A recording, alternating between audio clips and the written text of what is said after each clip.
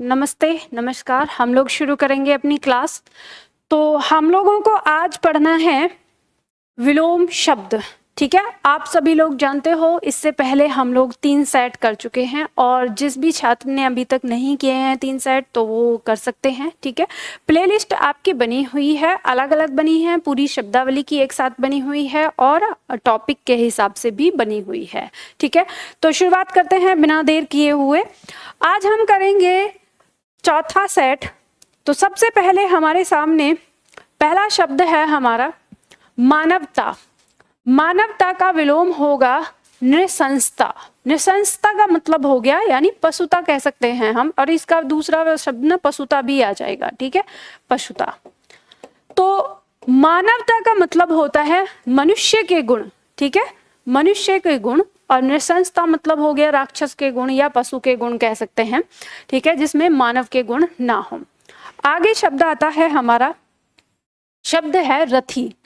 रथी कहते हैं, रथी का विलोम हो जाएगा विरथी। ठीक है, तो रथी का मतलब होता है योद्धा या रथ पर वह योद्धा जो रथ पर सवार हुआ करता था। ठीक है, तो रथ पर सवार होने वाले योद्धा को रथी कहा गया था। और विरथी जिसके पास रथ न हो या पैदल यात्री को कह सकते, मतलब सॉरी यात्री को नहीं, पैदल योद्धा को कह सकते हैं विरथी। ठीक है, तो रथी मतलब हो गया जिसके पास रथ हो, जो रथ पे सवार होता था वो योद्धा, और विरथी जो रथ पे सवार नहीं है। आगे शब्द आएगा हमारा अर्पित। अर्पित का मतलब होता है किसी को भी अर्पण कर देना, समर्पित कर देना। ठीक है, इसका विलोम हो जाएगा अनर्पित। अनर्पित शब्द कैसे बना है? अब अन उपसर्ग लगा है, ध्यान रखिएगा, अन उपसर्ग लगा है किसमें? अर्पित शब्द में। ठीक है, तो अर्पित शब्द में हमने अन लगाया तो इस अ ने न को पूरा कर दिया, तो ये यहाँ पर हो गया अनर्पित शब्द हो गया। तो यानी अन माने नहीं, तो जो अर्पित न किया जाए तो अनर्पित हो गया। ठीक है, तो अर्पित का विलोम हो गया अनर्पित। ठीक है, आगे शब्द आता है हमारा, शब्द है उन्मुख। उन्मुख का विलोम हो जाएगा विमुख। देखो दोनों शब्द जो बने हैं, यह उन्मुख शब्द बना है आपका उत प्लस मुख से। ध्यान रखिएगा, इसमें संधि हुई है, इसमें संधि है आपकी व्यंजन संधि। त का मेल म से हो रहा है, तो व्यंजन संधि का नियम कहता है कि यदि किसी भी वर्ग का प्रथम वर्ण किसी पंचमाक्षर से मिलता है तो वह अपने पंचम वर्ण में बदल जाता है। ये पंचमाक्षर है म, इसके साथ मिल रहा है तो ये न में बदल गया, तो शब्द हो गया आपका उन्मुख। अब क्या होता है? उत का मतलब होता है उस। ठीक है, उस यानी उस, और मुख माने मुख, तो उसकी ओर मुख। तो अब इसका अर्थ लिख लो, उन्मुख का मतलब होता है उसकी ओर मुख, यानी जिसकी भी बात करेंगे। जैसे मान लो कि मैंने अभी आपकी तरफ मुख किया तो मैं आपके उन्मुख हूं। ठीक है, तो उसकी ओर मुख। अब अगर मान लो मैंने ऐसे पलट लिया तो मैं आपसे क्या हो गई? विमुख हो गई, तो ये क्या हो जाएगा? उल्टा। तो विमुख का मतलब होता है दूसरी ओर मुख। ठीक है, तो क्या हो जाएगा? दूसरी ओर मुख। इसमें वी उपसर्ग लगा है, इससे बना है शब्द। तो उन्मुख का विलोम हो गया विमुख।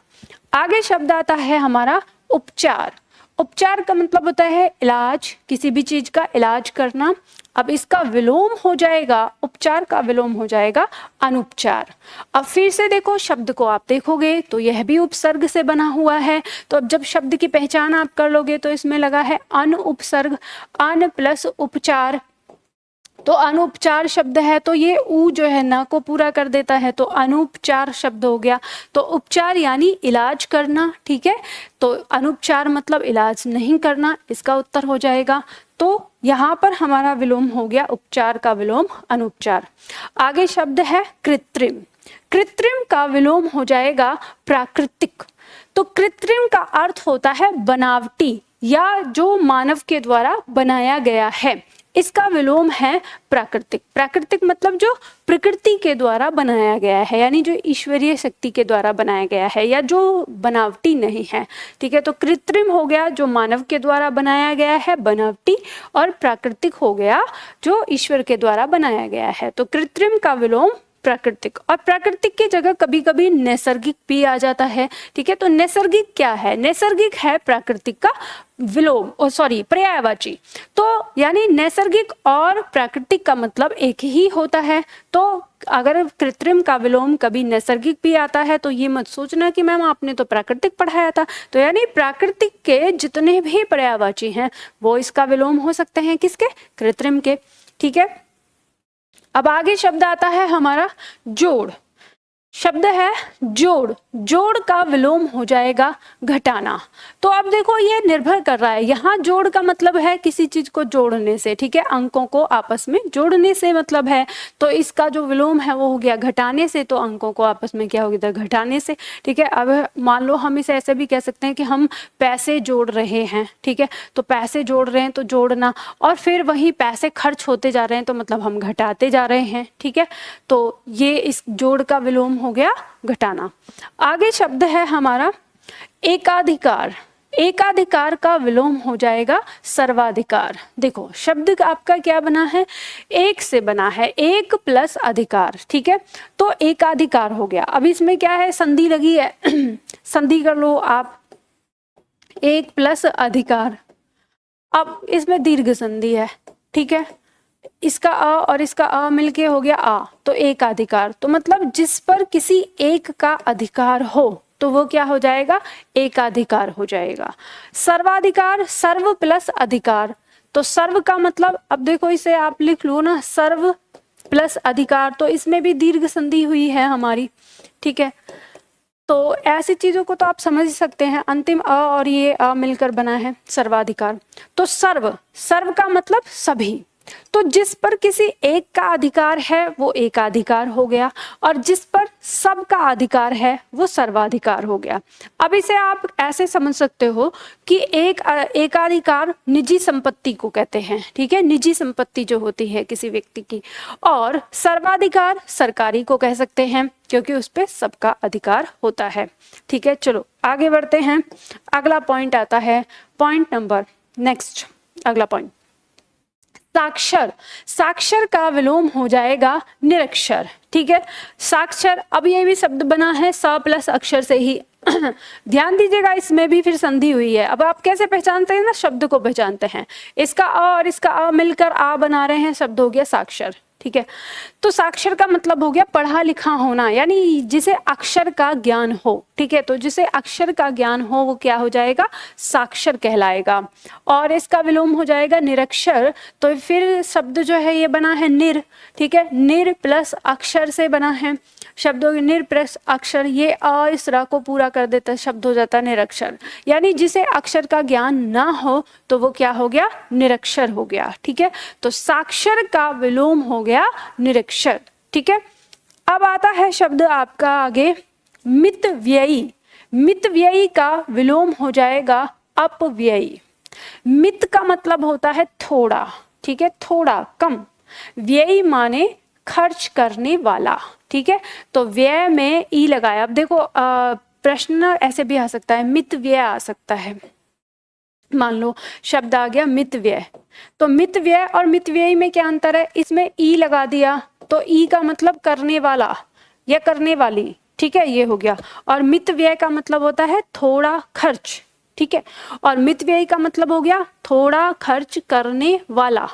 ठीक, तो ई लग के यही आ जाएगा। अब मित व्यय का विलोम क्या होगा? अपव्यय होगा, अपव्ययी नहीं होगा। मान लो अगर ऐसे पूछ लिया कभी परीक्षा में कि मित व्यय का विलोम दे के आपको अपव्यय और अपव्ययी दे दिया दोनों, तो और फिर एक विकल्प में दे दिया दोनों होंगे, ए और बी, ऐसे करके कंफ्यूज कर सकता है आपको। तो आपको हमेशा ध्यान रखना है कि अर्थ के हिसाब से चलना है।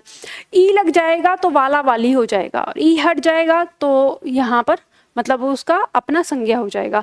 तो मित व्यय, मित व्यय का मतलब हो गया कम खर्च करना, और मित व्ययी का मतलब हो गया कम खर्च करने वाला, और इसका विलोम हो गया अप माने अधिक हो गया, व्यय माने खर्च करने वाला। ठीक है, व्ययी। तो अधिक या बेकार, व्यर्थ में, अप का मतलब अधिक भी हो जाएगा, अप का मतलब व्यर्थ भी हो जाएगा। ठीक है, तो व्यर्थ में खर्च करने वाला या बहुत अधिक खर्च करने वाला अपव्ययी हो जाएगा। ठीक है, इस तरह से अब आगे शब्द आता है हमारा प्रफुल्ल। प्रफुल्ल का विलोम हो जाएगा म्लान। देखो प्रफुल्ल का अर्थ है खुश, ठीक है, खुश क्या, आनंद में, प्रफुल्ल हो उठा, मतलब आनंदित हो उठा। तो प्रफुल्ल का अर्थ है आनंद, और इसका मलान, तो मलान शब्द के कई सारे अर्थ होते हैं। मलान का मतलब होता है मुरझा जाना, मलान का मतलब होता है उदास हो जाना, मलान का मतलब होता है गंदा होना, ठीक है। तो अब क्योंकि यहाँ पे प्रफुल्ल, प्रफुल्ल का अर्थ क्या है, यहाँ पे खुश, आनंद से है, तो मलान का अर्थ यहाँ पे उदास से हो जाएगा, ठीक है। तो जैसा अर्थ आता है उस हिसाब से हम इसका मतलब जिस तरह का विलोम है तो उल्टा वही रहेगा, ठीक है। तो यहाँ पे हो गया प्रफुल्ल का अर्थ हो गया खुश होना, और मलान का अर्थ हो गया उदास होना। तो प्रफुल्ल का विलोम हो गया मलान, ठीक है। आगे बढ़ते हैं, अगला शब्द आता है, शब्द है हमारा ग्राम्य। ग्राम्य का विलोम हो जाएगा नागर। नागर, अब ग्राम्य का मतलब क्या होगा, ग्राम्य का मतलब है गांव का, ठीक है, गांव का निवासी, ग्रामीण कह सकते हैं, जो गांव में रहने वाला है उसे ग्राम्य कहते हैं। और नागर, जो नगर में रहने वाला है उसे नागर कहते हैं, ठीक है। नगर का निवासी, नगर में रहने वाला नागर कहलाएगा। तो ग्राम्य का विलोम हो गया नागर। आगे शब्द है हमारा औदार्य। देखो औदार्य शब्द हमारा क्या बना है, प्रत्यय विधि से बना है। उदार शब्द में हमारा प्रत्यय जुड़ा है य, और जब हमारा यह प्रत्यय जुड़ता है तो क्या होता है, अब आप में से जिन छात्रों ने प्रत्यय पढ़ लिया होगा वो तो समझ गए होंगे, जिन्होंने प्रत्यय नहीं पढ़ा है तो जब वो पढ़ेंगे तो उन्हें तब समझ में आ जाएगा। जब ये य मिलता है तो प्रथम स्वर में दीर्घ परिवर्तन करता है, प्रथम स्वर में परिवर्तन क्या हो जाएगा, औ का हो जाएगा, और ये दा आ जाएगा, र आधा रह जाएगा क्योंकि अंतिम स्वर को हटा के जुड़ना है ये, तो जब र आधा रह जाएगा तो ये य के ऊपर चढ़ जाएगा और शब्द क्या हो गया, औदार्य। तो इसमें मूल शब्द क्या है, मूल शब्द है उदार। तो उदार, तो औदार्य का मतलब होता है उदार होने वाला, यानी उदारता, ठीक है। तो ये इसका विशेषण आ गया, तो उदारता, इसका विलोम हो गया अनौदार्य, ठीक है। अब इसमें क्या हो गया, अनौदार्य। तो क्या औदार्य में क्या जोड़ दिया, अनौदार्य जोड़ दिया। अब इसमें अगर हम देखें तो अनौदार्य में अगर आपसे किसी ने पूछा कि अनौदार्य में मूल शब्द क्या है भाई बताओ, तो आपको पता चल जाएगा कि भाई अन, तो इसमें उपसर्ग जुड़ा हुआ है, ठीक है, और फिर इसके बाद इसमें मूल शब्द है उदार, और फिर इसमें यह जो है वो प्रत्यय जुड़ा हुआ है, तो इसका मूल शब्द है उदार, ठीक है। तो जिसमें उदार नहीं है, अन माने नहीं होना, तो जिसमें उदारता नहीं है अनौदार्य हो गया, जिसमें उदारता है वो औदार्य हो गया, ठीक है। इस तरह से शब्द, और जो ये शब्द बता रही हूँ कि ये संधि है, ये उपसर्ग है, ये प्रत्यय है, ये इस तरह से उनको बगल में रफ कॉपी पे लिख लिया करो।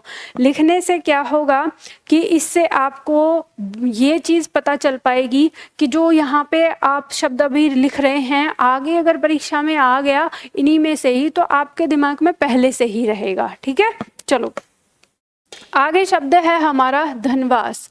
धनवास का अर्थ होता है जिसके पास सब कुछ हो, धन संपत्ति सुख सुविधा सब कुछ हो, और इसका विलोम हो गया अकिंचन। अकिंचन का अर्थ होता है जिसके पास कुछ भी ना हो, ठीक है। अकिंचन का क्या अर्थ होता है, जिसके पास कुछ भी ना हो, अकिंचन। तो और ये आपका दोनों किस में आता है, ये आपके अनेक शब्दों के लिए एक शब्द में भी आता है। तो ध्यान रखिए कि जब आप वाक्य शुद्धिकरण कर रहे हैं, आप वर्तनी शुद्धिकरण कर रहे हैं, आप पर्यायवाची कर रहे हैं, आप विलोम शब्द कर रहे हैं, आप अनेक शब्दों के लिए एक शब्द कर रहे हैं, या आप समश्रुति भिन्नार्थक शब्द कर रहे हैं, तो ये सारी चीज़ें जो हैं एक दूसरे से लिंक होती हैं, ठीक है। तो जब आप अपना दिमाग चाचा चौधरी की तरह चलाते हो तो वहाँ पे आपको सारी चीज़ें ना याद रहती हैं, तो आपको ना कम मेहनत में ज़्यादा शब्द याद हो जाते हैं। तो इसलिए हमेशा ध्यान रखना, यहाँ आपको पता चल गया जिसके पास सब कुछ हो तो उसे धनवास कहते हैं, या कहें जिसके पास सुख सुविधाएं हो, धन संपत्ति हो, उसे धनवास कहेंगे, और जिसके पास कुछ भी नहीं होता उसे अकिंचन कहते हैं। तो धनवास का विलोम हो जाएगा अकिंचन, ठीक है। आगे शब्द आता है हमारा मौलिक, मौलिक शब्द की अगर हम बात करें तो यह शब्द हमारा बनता है, मूल शब्द में हमने इक जोड़ा है, उससे शब्द बना है मौलिक। मतलब तो मौलिक का मतलब ये हो गया कि जो अपने असली रूप में है, जिस रूप में जन्मा है, मौलिक का मतलब। ठीक है, अब इसका विलोम हो गया अनूदित। तो अनूदित मैंने आपको बताया है, जिस पे बड़ा ऊ लगा हुआ है, अनूदित, उसका मतलब होता है अनुवाद किया हुआ।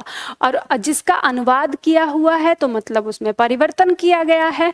तो मौलिक हो गया बिना परिवर्तन के अपना मूल रूप में, और अनुदित हो गया परिवर्तन किया हुआ या अनुवाद किया हुआ, तो इसका विलोम हो गया। ठीक है, तो इस तरह से मौलिक का विलोम हो गया अनुदित। बात समझ में आ गई आपको? चलो आगे आता है आपका अगला पॉइंट।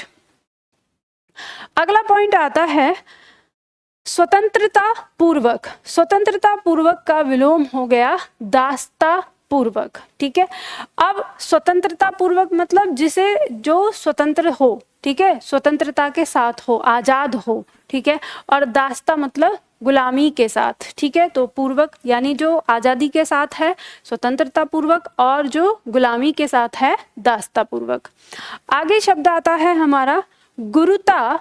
गुरुता का विलोम हो जाएगा लघुता। गुरुता कहते हैं बड़प्पन को। ठीक है, गुरु में ता प्रत्यय जोड़ा है, तो गुरुता कहते हैं बड़प्पन को, जिसके अंदर बड़प्पन होता है, महानता होती है। ठीक है, हर किसी को क्षमा कर देने की शक्ति होती है, गुरुता उसे कहते हैं। और लघुता कहते हैं छोटापन, जिसके अंदर छोटापन, जो बहुत मतलब लोगों को समझ नहीं पाए कुछ भी, तो लघुता। तो गुरुता का विलोम हो जाएगा लघुता। आगे शब्द है हमारा सशक्त। सशक्त का विलोम हो जाएगा अशक्त। ठीक है, देखो शक्त मतलब शक्ति से है, श माने साथ। ठीक है, तो जिसमें शक्ति होगी उसको हम सशक्त कहते हैं। कहते हैं वह स्वयं ही सशक्त है, मतलब वो खुद ही अपना काम कर सकता है, सशक्त है, वो किसी के भरोसे में नहीं है। लेकिन इसका विलोम हो जाएगा अशक्त। अशक्त मतलब जो सशक्त नहीं है, जो किसी दूसरे पर आश्रित है, उसे असक्त कहते हैं। ठीक है, चलो आगे शब्द आता है हमारा सन्यासी। सन्यासी का विलोम हो जाएगा गृहस्थ। ठीक है, देखो ये पॉइंट आपका आता है, बड़ा ही महत्वपूर्ण है। ऐसे ही शब्द होता है आपका सन्यास। ठीक है, एक तो इसकी वर्तनी लिखने के लिए आता है, तो ये ध्यान रखिएगा, इसकी वर्तनी में आपको आधा ना भी लगाना है और बिंदी भी लगानी है। ठीक है, तो सन्यास का विलोम जो होगा वो होगा गृहस्थी। ठीक है, क्या होगा? गृहस्थी। और सन्यासी का विलोम होगा गृहस्थ। अब ये दोनों में आप कंफ्यूज मत करना, कभी सन्यासी का विलोम गृहस्थी लगा दो या उल्टा हो जाएगा, अर्थ से समझना है। सन्यासी का मतलब होता है वह व्यक्ति जिसने सन्यास लिया है, तो इसका विलोम क्या होना चाहिए? वह व्यक्ति जिसने सन्यास नहीं लिया है, अर्थात वह व्यक्ति जो घर परिवार में लगा है। तो गृहस्थ का मतलब होता है वह व्यक्ति जो घर परिवार में लगा है। ठीक है, गृहस्थी का मतलब होता है घर परिवार। ठीक है, अब इसका विलोम हो जाएगा सन्यास। सन्यास तो वो अवस्था है और गृहस्थी भी क्या है? वो अवस्था है। ठीक है, तो इसलिए सन्यास का विलोम गृहस्थी और सन्यासी का विलोम गृहस्थ। ठीक है, चलो आगे आता है शब्द थोक। थोक का विलोम हो जाएगा फुटकर। इसे तो आप अच्छी तरह से समझते होंगे, कहते हैं थोक के भाव ले लो, ये मतलब बहुत अधिक मात्रा में, बहुत अधिक मात्रा में, तो यानी थोक। और फुटकर थोड़ा थोड़ा, टुकड़ों टुकड़ों में, छोटा छोटा करके, तो ये हो जाएगा फुटकर। ठीक है, चलो आगे शब्द आता है हमारा दृष्ट। दृष्ट का विलोम हो जाएगा विनम्र और विनीत। दृष्ट का मतलब होता है दुष्ट। दुष्ट या बहुत दुष्ट व्यक्ति, एक तरह से खल व्यक्ति, जो किसी की ना सुनता हो, बहुत कठोर हो, दृष्ट। ठीक है, उसको कहते हैं दृष्ट, दुष्ट व्यक्ति को। इसका विलोम हो जाएगा विनम्र। जो विनम्र है, सौम्य है, विनीत है, सबसे बहुत अच्छे से बात करता है। ठीक है, तो दृष्ट का विलोम विनम्र या विनीत हो जाएगा। आगे शब्द आता है भूगोल। भूगोल का विलोम हो जाएगा खगोल। भूगोल मतलब पृथ्वी से संबंधित शास्त्र। ठीक है, तो पृथ्वी से संबंधित शास्त्र भूगोल कहलाता है, और खगोल ब्रह्मांड से संबंधित शास्त्र खगोल कहलाता है। ठीक है, तो जो ब्रह्मांड से संबंधित है वो खगोल कहलाएगा। आगे शब्द आता है हमारा विधि। विधि का विलोम हो जाएगा निषेध। विधि का मतलब होता है किसी भी चीज पर नियम बनाकर स्वीकृति देना। ठीक है, एक तरह से विधि कि यह विधि है, मतलब इसी तरह से काम को करना है। और निषेध का मतलब हो गया मना करना, मतलब ये नहीं करना है। ठीक है, तो जो करना है वो हो गया विधि, जो नहीं करना है वो हो गया निषेध। ठीक है, तो नियम ही है दोनों, एक में स्वीकृति है और एक में निषेध है। ठीक है, चलो आगे बढ़ते हैं। अगला शब्द आता है हमारा चुस्त। चुस्त शब्द का विलोम होगा क्या? ढीला, लचर और सुस्त, मतलब ढीला, लचर और सुस्त। तो चुस्त का विलोम, चुस्त का मतलब होता है कसा हुआ। ठीक है, कसा हुआ, सटीक। और ढीला, लचर, सुस्त, जो कसा हुआ नहीं है, ढीला है, अलग अलग। ठीक है, आगे शब्द है हमारा सुमति। सुमति का विलोम है कुमति। देखो शब्द बना है दो शब्दों से। मति माने बुद्धि, सु माने अच्छी, तो अच्छी बुद्धि। ठीक है, तो अच्छी बुद्धि तो सुमति कहलाएगी, और मति बुद्धि, कु माने बुरी। तो जो बुरी बुद्धि हो जाए, या कहे जो बुद्धि की भ्रष्ट कहते हैं ना, बुद्धि भ्रष्ट हो गई तो कुमति कहते हैं, अरे इसकी तो कुमति हो गई है। ठीक है, तो अच्छी बुद्धि सुमति, बुरी बुद्धि कुमति। ठीक है, तो आगे शब्द आता है हमारा ह्रास।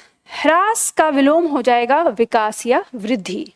ह्रास का अर्थ होता है गिरावट होना, कमी आना। ठीक है, या धीरे धीरे नष्ट हो जाना, ह्रास। अब इसका विलोम हो गया विकास। विकास का मतलब क्या होता है? धीरे धीरे वृद्धि की ओर बढ़ना, वृद्धि की ओर, विकास, विकास होना, वृद्धि होना। ठीक है, तो ह्रास का विलोम हो जाएगा विकास या वृद्धि। आगे शब्द है अभिशाप। अभिशाप का विलोम हो जाएगा आशीष। अभिशाप का मतलब होता है बुरे वचन बोलना, किसी के लिए बुरे वचन बोला जाए या किसी को अपशब्द कहा जाए, अभिशाप कहलाता है। और आशीष किसी को शुभ वचन कहना, अच्छे वचन कहना, आशीष कहलाता है। ठीक है, बात समझ में आ गई आप लोगों को? तो अब क्या करना है आपको, मैंने अर्थ बताया, आप लोगों ने लिख लिया होगा अपने साथ। अब मेरे साथ बोलना है, दोहराना है, क्योंकि अभी दोहराओगे नहीं तो चीजें ऐसे ही रह जाएंगी। तो मेरे साथ बोलना है, जोर जोर से बोलना है, इतना तेज बोलना चाहिए गले में दर्द हो जाए, है ना? तो इतना तेज आपको बोलना है ताकि याद रहे, तभी दिमाग को याद रहेंगी ये सारी चीजें। तो चलो हम देखते हैं, मैं शब्द बोलती हूँ, आपको उसका विलोम बताना है। मानवता का विलोम नृशंसता। रथी का विलोम विरथी। अर्पित का विलोम अनर्पित। उन्मुख का विलोम विमुख। उपचार का विलोम अनुपचार। कृत्रिम का विलोम प्राकृतिक। जोड़ का विलोम घटाना। एकाधिकार का विलोम सर्वाधिकार। साक्षर का विलोम निरक्षर। मित व्ययी का विलोम अपव्ययी। प्रफुल्ल का विलोम मलान। ग्राम्य का विलोम नागर। औदार्य का विलोम अनौदार्य। धनवास का विलोम अकिंचन। मौलिक का विलोम अनुदित। स्वतंत्रता पूर्वक का विलोम दासता पूर्वक। गुरुता का विलोम लघुता। सशक्त का विलोम अशक्त। सन्यासी का विलोम गृहस्थ। थोक का विलोम फुटकर। धृष्ट का विलोम विनम्र विनीत। भूगोल का विलोम खगोल। विधि का विलोम निषेध। चुस्त का विलोम ढीला लचर सुस्त। सुमति का विलोम कुमति। ह्रास का विलोम विकास वृद्धि। अभिशाप का विलोम आशीष। ठीक है, इस तरह से हम विलोम शब्द याद करेंगे। तो बात समझ में आ गई आप लोगों को? तो ये आज हम लोगों ने सेट किया। मैम हिंदी ग्रामर बुक चाहिए हमें, आपकी ऑनलाइन मिल सकती है क्या? हाँ बेटा, ऑनलाइन मिल जाएगी। आप हमारे एप्लीकेशन पर भी जा सकते हैं। तो हमारा एप्लीकेशन निधि एकेडमी है, तो वहाँ पे जाके देख सकते हैं आप। ठीक है, और अगर देखो आप इनका टेस्ट पेपर देना चाहते हो टॉपिक वाइज, तो टॉपिक वाइज टेस्ट पेपर आप दे सकते हो, हमारे एप्लीकेशन निधि एकेडमी पर है। ठीक, तो आज के लिए इतना ही, फिर मिलते हैं अगली वीडियो में।